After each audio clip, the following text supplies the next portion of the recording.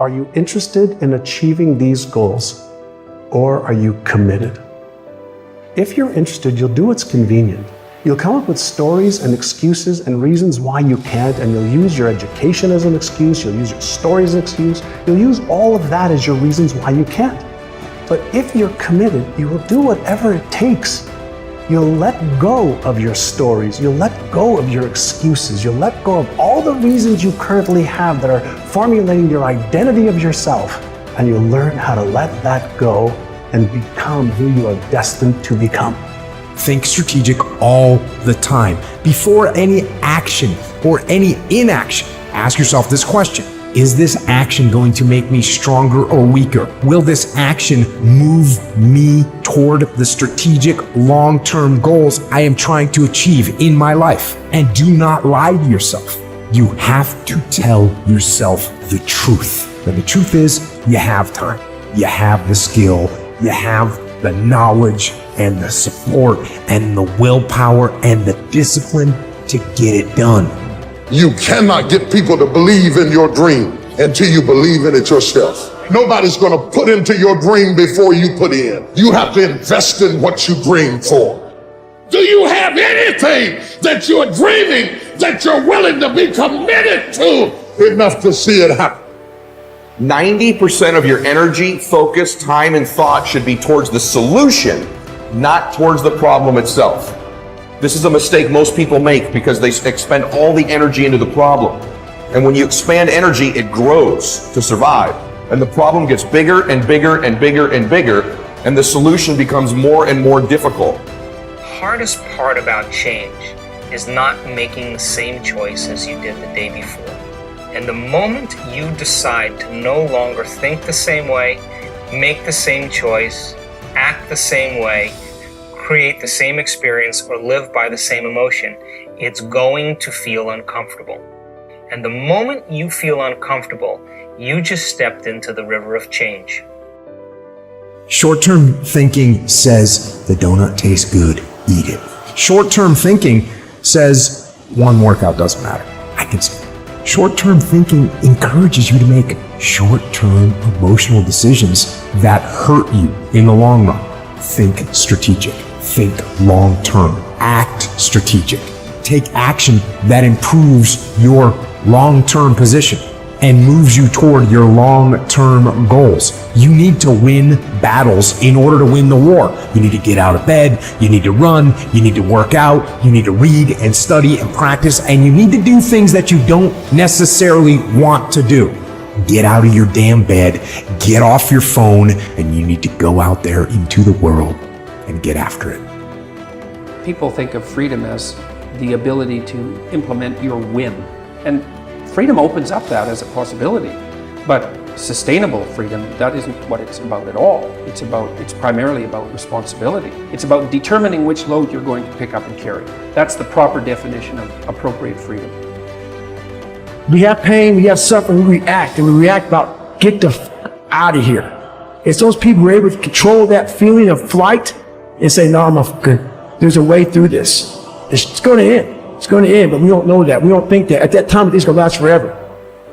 So what keeps me going? I've quit several things. I know what's on the back end if I can quit. And it's a lifetime of thinking about why the f did I do that? And I ain't doing that no more. You want it, and you're going to go all out to have it. It's not going to be easy. When you want to change, it's not easy. If it were in fact easy, everybody would do it. But if you're serious, you'll go all out. Motivation is a feeling that comes and goes, and it doesn't matter whether it's there or not. Discipline is infinitely more important. So no matter how you feel, get up and do what you're supposed to do. That's it. And that's discipline. It's not motivation. If you only did what you were supposed to do when you were motivated to do it, that's leaving it to chance. But if you're disciplined, you go do what you're supposed to do. That's the way it works. If you want to be the best, you watch the best. You look at the best. You watch them and you have their lifestyle. Don't be like this, have their lifestyle, and it'll take you anywhere you want to go. That's the only way you ever get where you want to go. You have to take a path that's dangerous, and most people want to take the safe path. The safe path leaves you stuck in quiet desperation. Almost every time, it's hell. It's more important to own your weaknesses. You got to really triple down on those, man. Because why? You want to become a full human being. We like to run away from weaknesses. Like for instance, if you're good at running, all you want to do is run. If you're great at reading, you have several books. But we don't do those things that we're not good at. So for me, I realized, man, like I keep on running away from these things I'm not good at. I have to dive into these things. I have to become one with these things. So I own them both. It was a beautiful awakening. It's like when you're living in your parents' home, they are the enemy. You know, everything you don't do right is because of them. And then when you're on your own and you had to say, you start making mistakes that you made when you were at home, it's like you can't put it on mama now. Mama not with you no more. You can't put it on daddy and say, my father was too hard. I had a curfew. You know what I'm saying? They wouldn't let me party past 12. Like I had all these excuses why I wasn't successful because of my parents. You finally have what you always wanted, control over your life, and you're getting the same results. If you really want to change, you have to take personal responsibility. I think the company is where it is, and people follow me because they don't hear a bunch of excuses. They hear, yo, E, you coming at me hard, but it's the truth. Like, I know what I'm doing wrong, and I just need to make the adjustment. So I would say personal accountability and personal responsibility is what took me from being homeless and a high school dropout to the #1 motivational speaker in the world. There ain't nothing you can do about what's gonna happen to you. You can't stop life from happening. You can do something about it. Life is 10% what happened to you. It's 90% what you do about it. You got to stop tripping every time something happened to you like it's the end of the world. It ain't. Just change your mindset. If you change your attitude, you change your altitude.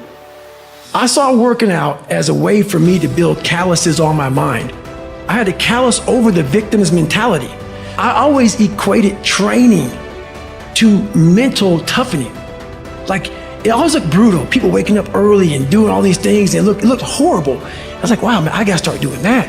Not to get better, bigger, and stronger, but that is what's gonna build me. That looks uncomfortable. That looks brutal. And getting up early, I don't wanna do that. So I made this long list of things I don't wanna do. And through that, I found myself. So I started seeing myself very differently than the average human being. I was like, hold on a second. I have something they don't have. And that's when I started to develop these things through working out.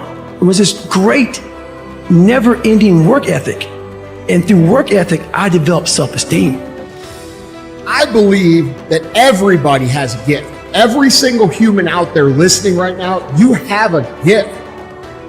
You cannot be great being a lesser version of what already exists. You can only be great when you execute against your own potential and do your own development. And that means getting up there and looking like a clown. And it means taking little bitty steps forward every single opportunity you get.